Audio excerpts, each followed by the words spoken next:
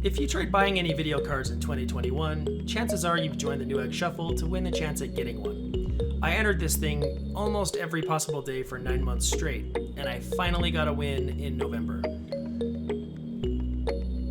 The win was for a Gigabyte 3060 Ti and a B550 ATX motherboard. At first I thought about selling these to a miner, but then I really wanted to build my own machine. I just needed to find a case. I went straight to Azza to see if they had any new cases come up, since they've been pushing out some pretty awesome and weird cases. I always liked the cube, the overdrive's pretty neat, not too much of a fan of the pyramids, but what is this? Enter the Regis. My first thoughts on this case were that it had all of the appeal of the cube with a sleeker black infinity glass exterior. It also said it would support GPUs up to 336mm, ATX motherboards, and coolers up to 280mm. I'm in. I reached out to Azza to see when it would be available, and they sent me a date. A few weeks later, the case showed up. Let's build it.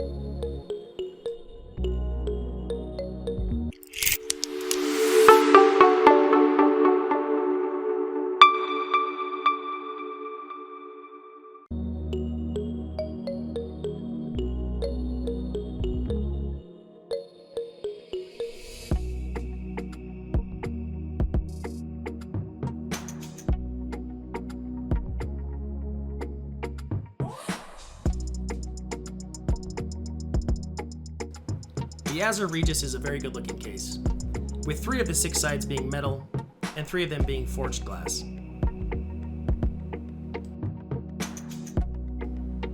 The Gigabyte B550D Vision motherboard supports 2 PCI Express 4.0x16 GPUs, but winning one graphics card was hard enough, so I'm just going to stick with one.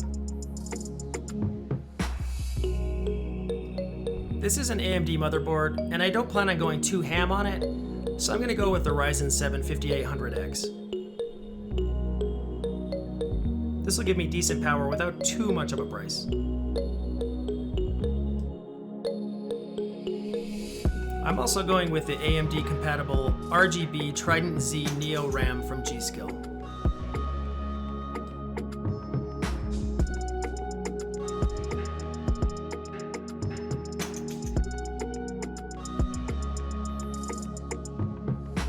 There are 2 NVMe M2 slots on this board, but I'm just putting a basic 1TB gaming one in for now.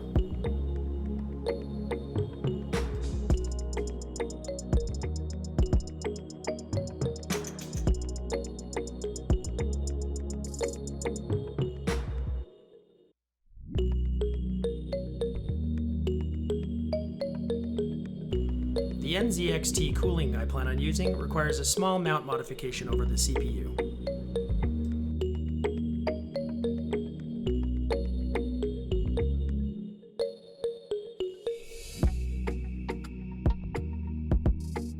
Now let's pull the case apart and mount the motherboard.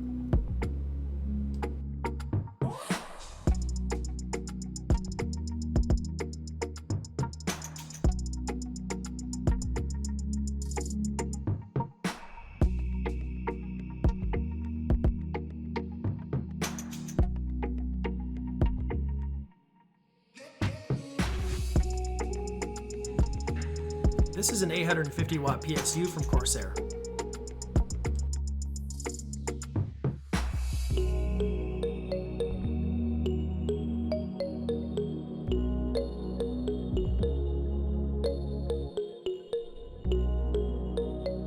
Now we'll put in the 3060 Ti. This is the overclocked Pro version, and is about as close as you can get to a 3070 without being a 3070.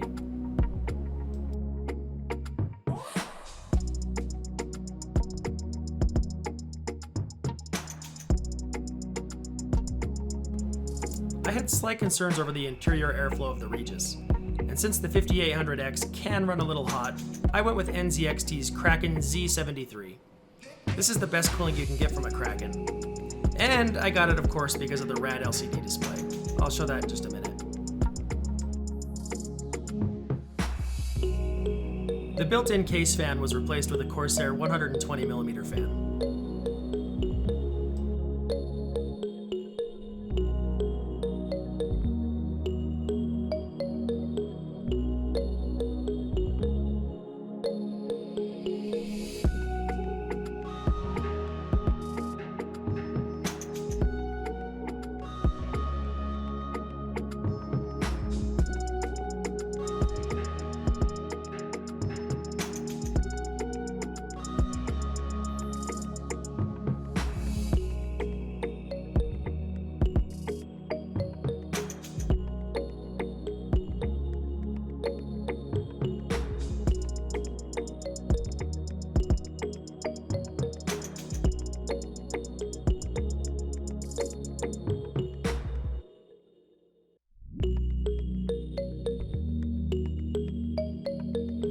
getting all of the cables and wires to not rub on existing fans was a little annoying, but it's nothing that a zip tie wouldn't fix.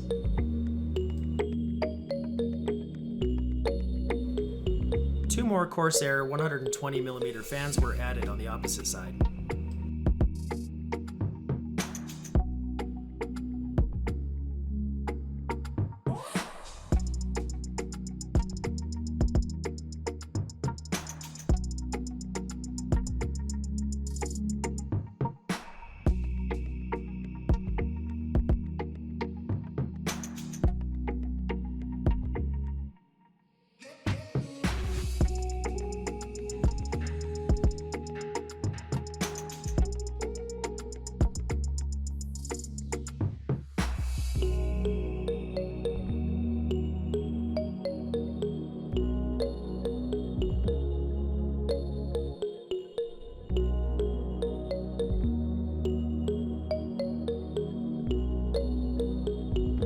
Alright, everything's in place.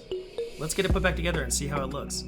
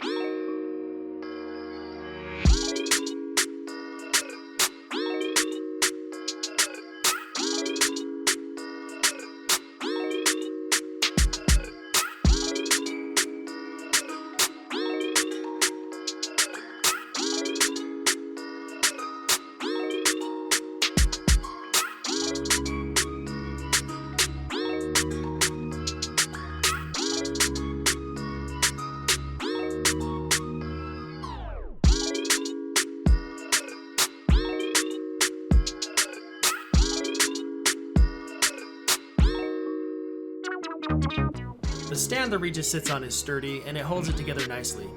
A nice upgrade on the Regis versus the Cube is the I/O on the front, including the power button, 2 USB 3.0, 1 USB-C, HD audio, and a physical RGB change button.